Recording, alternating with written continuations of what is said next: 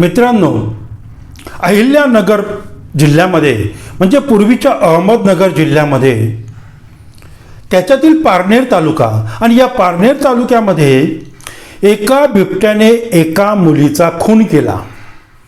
होय, मी खून केला असंच म्हणेन, कारण केंद्र शासनाच्या परवानगीशिवाय महाराष्ट्र शासन या बिबट्यांवर काही ठोस असा निर्णय घेऊ शकत नाही. ते फक्त महाराष्ट्र शासनाचं वन खातं हे फक्त गुराख्याचंच काम करतं, त्यांच्या हातामध्ये बाकी काहीही नाही.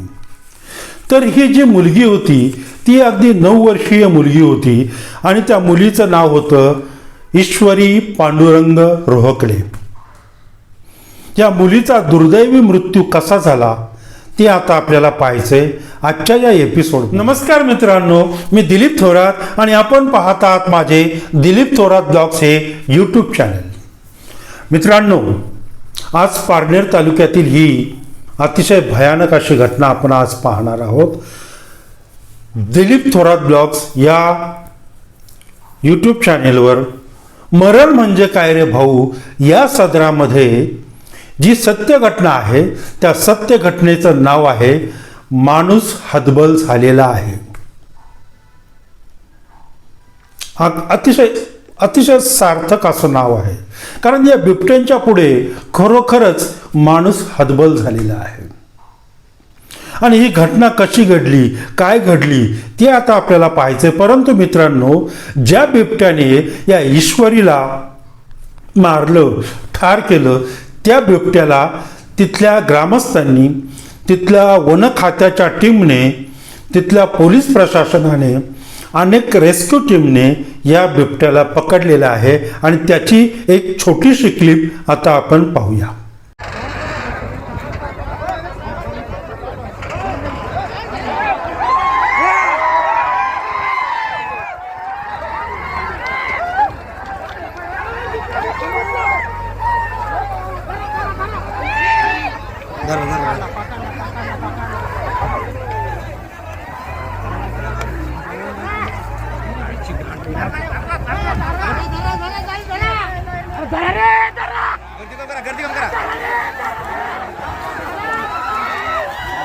मित्रांनो, या मुलीच्या मृत्यूनंतर तब्बल 8 तासाने वन विभागाच्या रेस्क्यू टीमने या बिबट्याला पकडलं.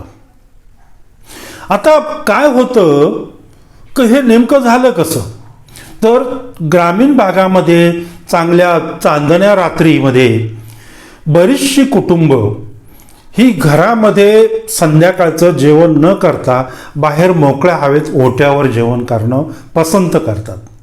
आणि याच पसंतीनुसार हे ईश्वरीचे वडील पांडुरंग रोहकले आणि त्यांचं कुटुंब ओट्यावर संध्याकाळी 7च्या दरम्यान जेवण करत होतं. सगळं कुटुंब बाहेरच बसलेलं होतं जेवण करायला. परंतु या जेवण करण्याच्या या प्रोसेसमध्ये ह्या ईश्वरीला, छोट्या मुलीला लघुशंकेसाठी जावं लागलं. म्हणून ही ईश्वरी लघुशंकेसाठी घराच्या बाजूला गेली.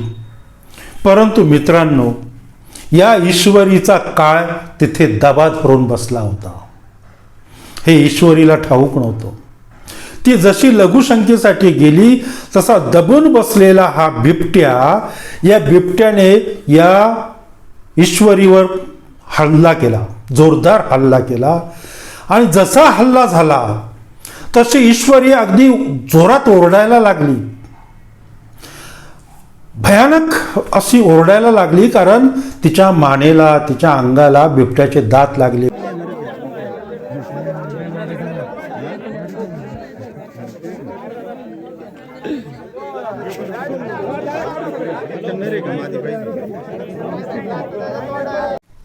मरण म्हणजे काय असतं या यातना ईश्वरी भोगत होती.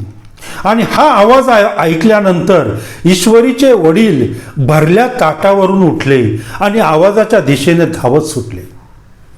परंतु त्या ठिकाणी ना बिबट्या दिसला ना ईश्वरी दिसली. कारण काय झालं होतं ते आपण पुढे बघूया. या बिबट्याने या ईश्वरीला बाजूच्या शेतात नेलं होतं ओढत, आणि त्याची क्लिप एक आपण आता पाहूया.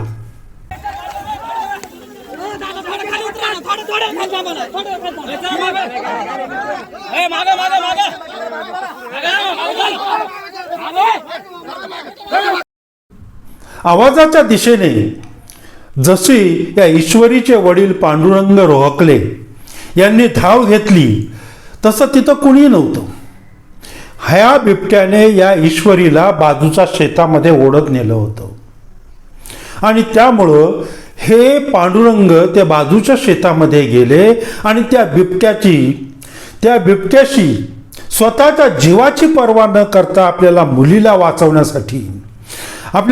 वाचवण्यासाठी त्यांनी त्या बिबट्याशी अगदी झुंज दिली, निकराची झुंज दिली, आणि या मुलीला ईश्वरीला त्या बिबट्याच्या तोंडातून सोडवलं. पण दुर्दैव होतं या ईश्वरीचं. मित्रांनो, ही ईश्वरी जागीच गतप्राण झाली होती. अजून किती दिवस हे हल्ले होणार? महाराष्ट्र शासनाला नाव ठेवण्यात काही अर्थ नाही, कारण मगाशीच मी म्हटलं की महाराष्ट्र शासन हे फक्त गुराख्याचं काम करतंय. वाघांना पकडायचं आणि त्यांना कुठेतरी दुसरीकडे नेऊन सोडायचं एवढंच त्यांच्या हातामध्ये उरलेलं आहे. कारण त्यांच्या हातातले सगळे कायदे कानून, त्यांच्या हातातल्या सगळ्या पॉवर्स या केंद्र शासनाने काढून घेतलेल्या आहेत. आणि केंद्र शासनाचे डोळे अजून उघडत नाहीये की महाराष्ट्रामध्ये कितीतरी प्रमाणामध्ये या बिबट्याने बळी घेतलेले आहेत. हे केंद्र शासनाचे डोळे उघडत नाहीत. ही आश्चर्याची बाब आहे मित्रांनो. जसं या पांडुरंग रोहकले यांनी या वाघाशी, या बिबट्याशी झुंज दिली, तसा बिबट्याने त्याच्या तोंडातील ईश्वरीला खाली टाकलं आणि पुन्हा बाजूच्या शेतामध्ये धूम ठोकली. बिचारी ईश्वरी रक्तबंबाळ झालेली होती. त्यामुळे तिच्या वडिलांनी आणि घरच्या लोकांनी या ईश्वरीला सरकारी हॉस्पिटलमध्ये नेलं, परंतु डॉक्टरने त्या ईश्वरीला तिथे मृत घोषित केलं. किती भयानक आहे. हातातोंडाशी आलेला घास 9-10 वर्षाची ही चिमुकली आपल्या डोळ्यात देखत हा बिबट्या ओढून नेतो आणि तिचा अंत करतो. व काय वाटलं असेल त्या वडिलांच्या जीवाला, काय वाटलं असेल त्या आईच्या जीवाला. थांबवा. केंद्र शासनाला नम्रतेची विनंती आहे की आमच्या महाराष्ट्रावर एवढं तरी लक्ष द्या, आणि महाराष्ट्रातील जे काही मोठे जी लोक आहेत, लोकप्रतिनिधी, आपण ज्यांना कंसात लोकप्रतिनिधी असं म्हणूया, कारण ते लोकांनी निवडून दिलेले असतात म्हणून त्यांना लोकप्रतिनिधी म्हणायचं. पण एकदा निवडून दिल्यानंतर ते लोकप्रतिनिधी राहत नाहीत असं म्हटलं तर वावगं ठरणार नाही. बाबांनो, या गोष्टीकडे लक्ष द्या आणि दिल्लीला याचा पाठपुरावा करा आणि या बिबट्यांवर काहीतरी नियंत्रण आणावं. नाही तर हजारो जीव गेलेले आहेत आणि अजून हजारो जीव जातील एवढं मात्र नक्की. आता होणार काय आहे? ज्या वेळेला वन खात्याचा रिपोर्ट येईल की ईश्वरी वाघाच्या हल्ल्यात मृत झाली आणि तो रिपोर्ट शासनाला जाईल, त्यावेळेला शासन या ईश्वरीच्या कुटुंबाला, वडिलांना म्हणा, आईला म्हणा, 20-25 लाख रुपये देतात. पण मित्रांनो, त्या 20-25 लाखामध्ये ईश्वरी परत येणार आहे का? हा पोटचा मांसाचा गोळा या 20-25 लाखामध्ये परत येणार आहे का? या पोटच्या गोळ्याची शासनाने किती किंमत केली तर 20-25 लाख रुपये. अरे ते पण देऊ नका, पण या बिबट्यांचा बंदोबस्त करा. अलीकडे जुन्नर, आंबेगाव या तालुक्यांमध्ये, म्हणजे हे तालुके तर घोषितच झालेले आहेत बिबट्यायुक्त तालुके म्हणून, प्रचंड प्रमाणामध्ये जुन्नर आणि आंबेगावमध्ये हे बिबटे वावरताना दिसतात. परंतु अलीकडे काय होतंय की या जुन्नर आणि आंबेगाव तालुक्यामध्ये ऊस तोडीचं मोठ्या प्रमाणावर काम चालू आहे आणि हा ऊस तोडी झाल्यामुळं यांचा या बिबट्यांचा निवारा कमी कमी होत गेला आणि ते तसेच जुन्नर आंबेगावच्या शेजारी असलेला तालुका पारनेर तालुका, त्या तालुक्यामध्ये हे बिबटे घुसले असावेत असा एक माझा अंदाज आहे. कारण शक्यतो पारनेर तालुक्यामध्ये बिबट्याची एवढी दहशत नव्हती. अगदी 8 दिवसापूर्वीच आमचे एक मित्र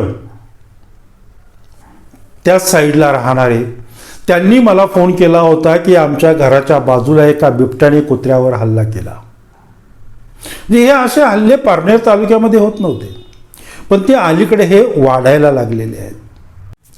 मित्रांनो, या बिबट्यांच्या हल्ल्यावर केंद्र शासनाने काहीतरी ठोस पाऊल उचललं पाहिजे असं मला वाटतं.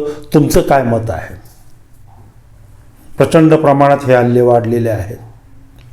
स्वतःला जपा, कुटुंबाला जपा आणि तुमच्या घरात असलेले जे काय असे छोटे बछडे असतील त्यांना जपा मित्रांनो, कारण कधी काळ कुठून येईल काहीही सांगता येत नाही. त्यामुळं काळजी घ्या, खूप काळजी घ्या.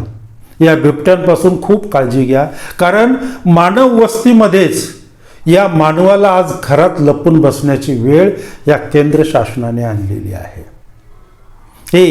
ही अतिशय दुर्दैवाची गोष्ट आहे. असो, ईश्वरी तर गेली, आता तिथेच थांबतो आणि पुन्हा येणाऱ्या रविवारी तुमच्या समोर नक्की येतोय एक नवीन सत्य घटना घेऊन. तोपर्यंत नमस्कार.